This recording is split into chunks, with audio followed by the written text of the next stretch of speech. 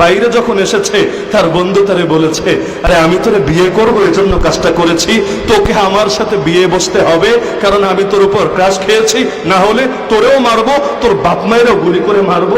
আজকে পত্রিকায় পর্যন্ত এটা গড়িয়েছে। অবস্থা কতটা ভয়াবহ চিন্তা করেন তো। কতকাল আর গোলামি করে করে খুশি রাখবেন? এখন ঘুমের মধ্যে এসে আপনারে মারতে থাকবে। আপনি গরু কোরবানি করবেন, ধরে আপনারেও কোরবানি করে দিবে।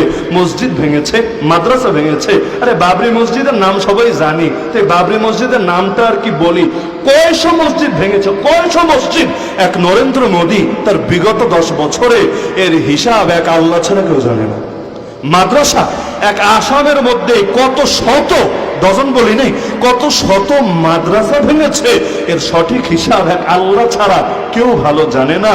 তো কিভাবে টিকবেন? মসজিদেও হামলা, মাদ্রাসায়ও হামলা, সবকিছুতে হামলা।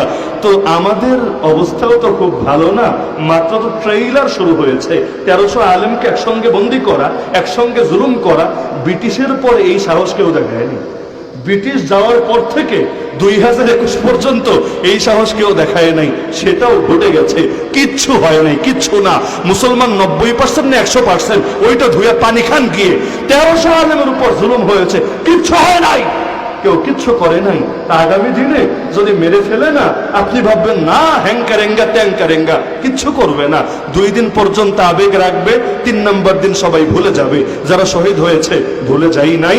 কত দুঃখের কথা, 2013-তে যারা শহীদ হয়েছে, আজ 2024-এও তাদের নামের তালিকাটাই প্রকাশ করার সাহস পাই নাই। কয়জন শহীদ হয়েছে, তাদের নাম কি, তাদের বাড়ি কোথায়, এগুলো বের করা কোনো কঠিন ব্যাপার না।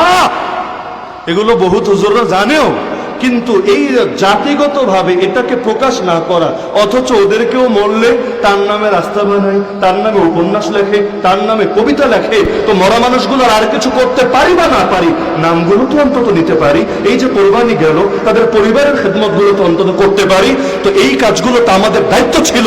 তো যেই জাতি শহীদকে মূল্যায়ন করে না, ওই জাতি কার মূল্যায়ন করবে? 1300 আলেম জেল খেটেছে, কার পিসিতে টাকা ঢুকিয়েছে, কার খোঁজ খবর কে রেখেছে, একটু খোঁজ নেন না। অথচ সেকুলার রাজনীতি করুক, জেলে গেলে বের করা পর্যন্ত অনেকে দেখা যায় বাইরের চাইতে আরো সুখে থাকে, বাইরের কয় টাকা কামাবে এর চাইতে আরো সুখে শান্তিতে থাকে। আর আমরা বড় বড় ফিগার যারা, তারাও দেখা যায় একেবারে পৌঁছে গলে শেষ হয়ে যায়, নাম নেওয়ারও কেউ থাকে না। 2 দিন পর তার নামটাও আর কেউ স্মরণ করে না। তো এভাবে আর কত রে ভাই, এভাবে আর কত। সুতরাং জাগবেন তো ইনশাআল্লাহ, কিছু করার নিয়ত আছে তো ইনশাআল্লাহ। চেষ্টা করো, আমাদের দায়িত্ব। বিজয়ী হওয়া আমাদের দায়িত্ব না, এটা আমরা পারবো না। বিজয়ী হলেও খুশি, শহীদ হলেও খুশি। বাঁচলে গাজী, মরলে শহীদ। সুমাইয়া রাদিয়াল্লাহু আনহা শহীদ হয়েছেন, ইসলামের বিজয় দেখে যেতে পারেন নাই, লস নাই। হুসাইন রাদিয়াল্লাহু আনহু শহীদ হয়েছেন, বিজয় দেখে যেতে পারেন নাই, লস নাই। তো চেষ্টা করতে রাজি আছেন তো ইনশাআল্লাহ? নাকি রাগ করে ফেললেন বেশি যে হুজুর এত রাত্রে এসে কিছু গল্প টল্প শোনাবেন, এগুলো কি বললেন?